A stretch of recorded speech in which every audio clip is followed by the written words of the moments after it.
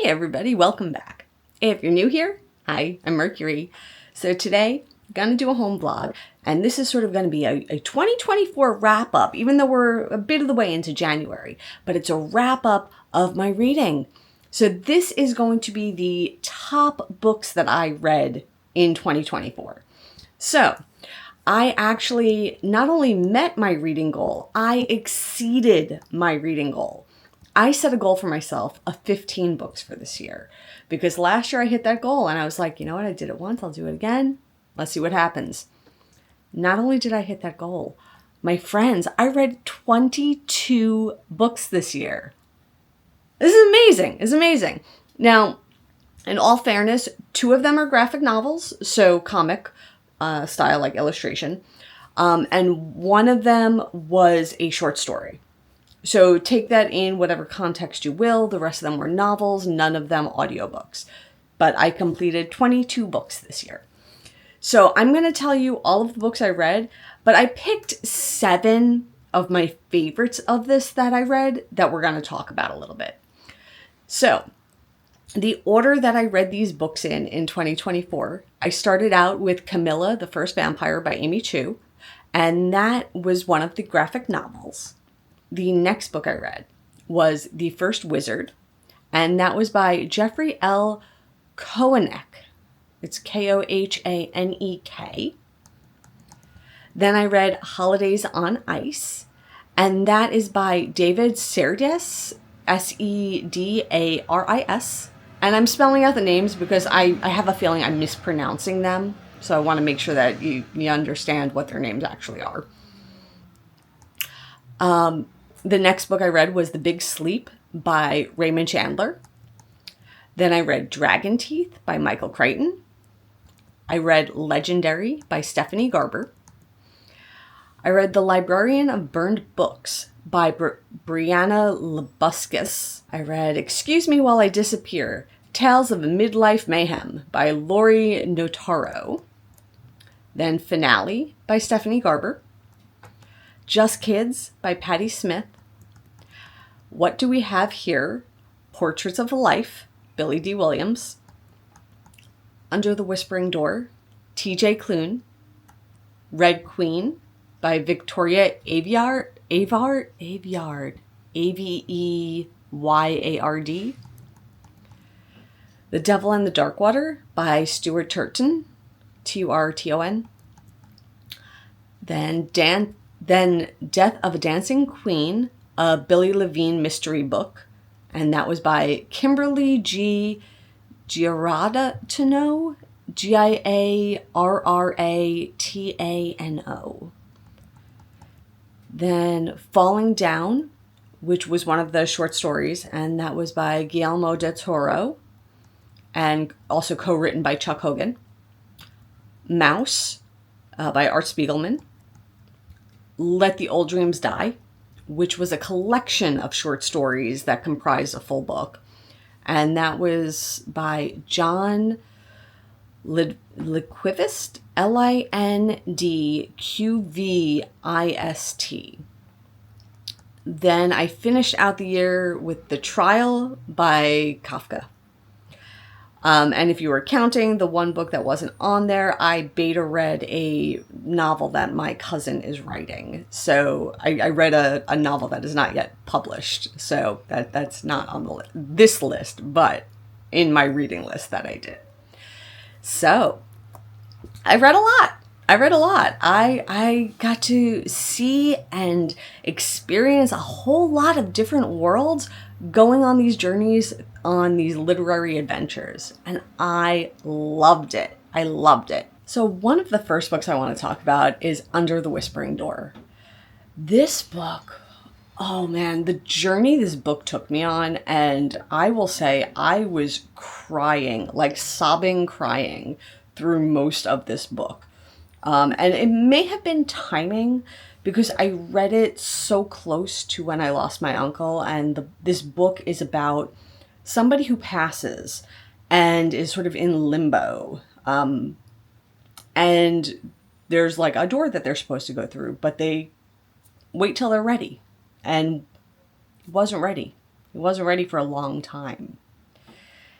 And it's about that limbo period that he spends in a little coffee shop, and getting to sort of like reevaluate certain things, and all the while developing a relationship and rapport with the coffee shop owner and this girl that's there who's a reaper, but she's quite friendly, but quite a spunky personality. It was a very interesting take on the afterlife, but reading it when I was so emotionally raw was very hard, but it was such a well-written book.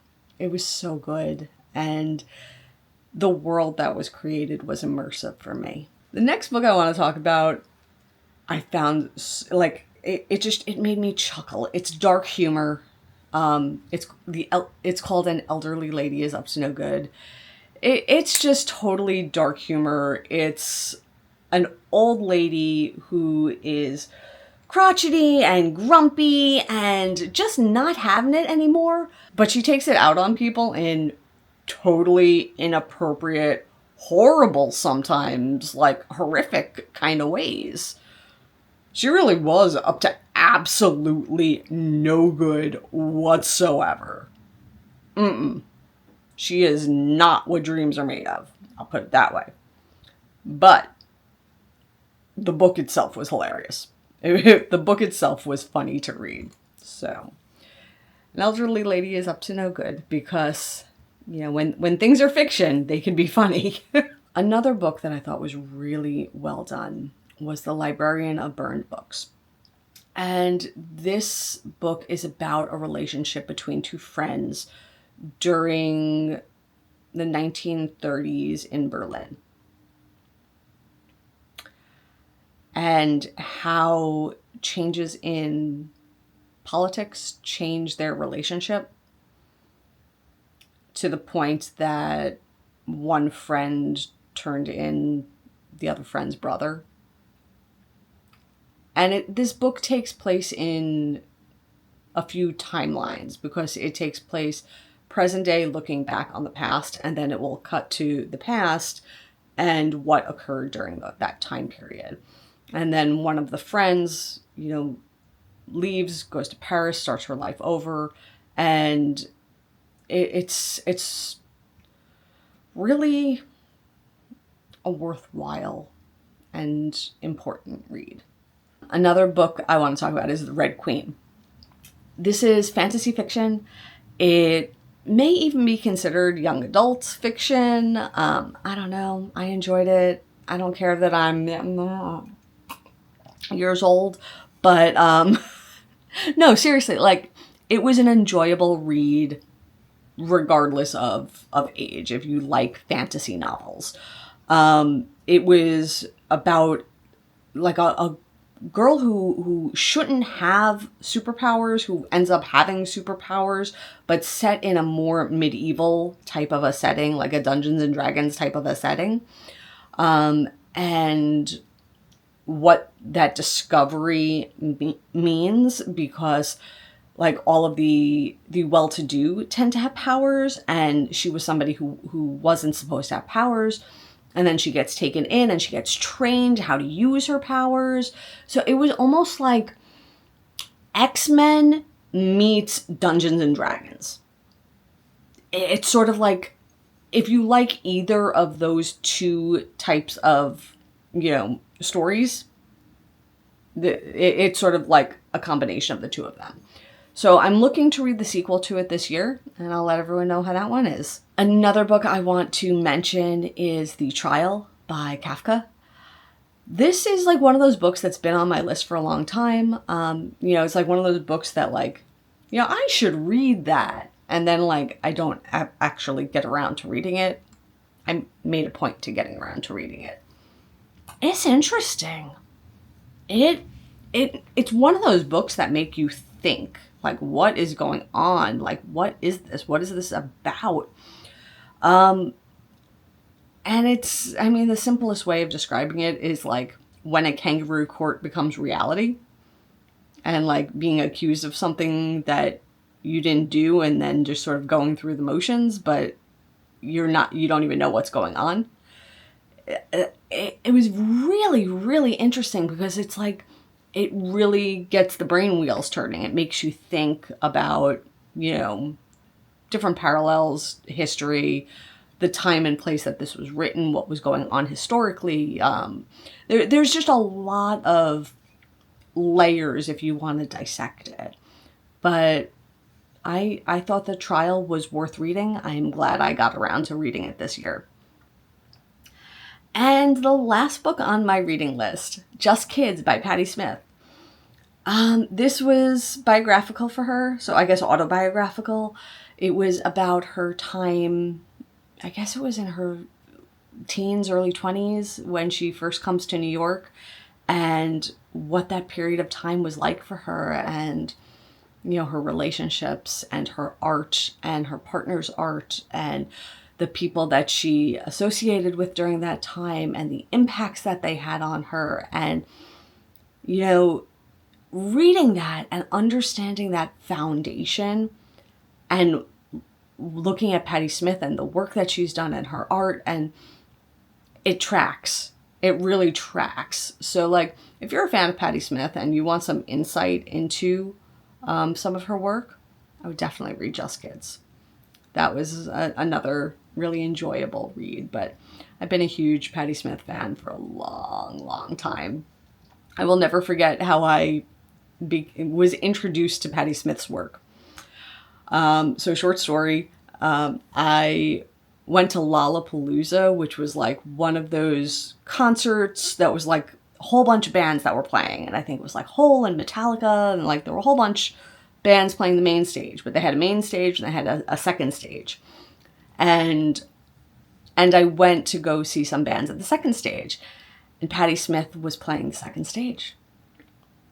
And I was just shocked and amazed and in awe of the poetic nature of her work, but the energy and the rawness, but the fierceness that she had along with it. There was something so astounding about the way she performs and conveys her soul. I can't articulate it, but like, ever since that moment, I've been hooked. I've been hooked. It's she is poetic. She is amazing at her self-expression. And I will continue to read and listen to and, take in any types of artistic works that she does, because I feel connected to the work that she produces. So those were some of my top reads for this year. If you have any questions about any of the books on my reading list that I did not get to talk about here, please leave it in the comments. Let me know. I would love to be able to share more my thoughts about some of the other books if you're interested. Also, what books did you read this year? What were some of the top books on your 2024 reading list? And should I put any of them on mine? But if there's any books that you have read this year that are really resonated with you, really painted a spectacular universe for you, and really let you escape into the world that the author created, let me know, because those are my favorite type of books. It's not so much about the subject matter specifically that I get drawn to, but I love immersive worlds. I'm really curious. Do you also get attracted to books that have those type of immersive worlds? Or is there another type of book that you really enjoy? Or are there other aspects of books that draw you in? So, like, I know people where it's like the history they get really fascinated about, like, especially if it's historical fiction, that's the hook for them. Where I know other people where it's just like, a gripping story, or they like the relationships or the romance, or there's so many different facets to literature, and there's something for everyone in it. Let me know in the comments, what about literature draws you in? What is your hook? So I guess with that, I'm done for the day. I will see you all real soon. And until then, stay inspired. Bye, everyone. Take care.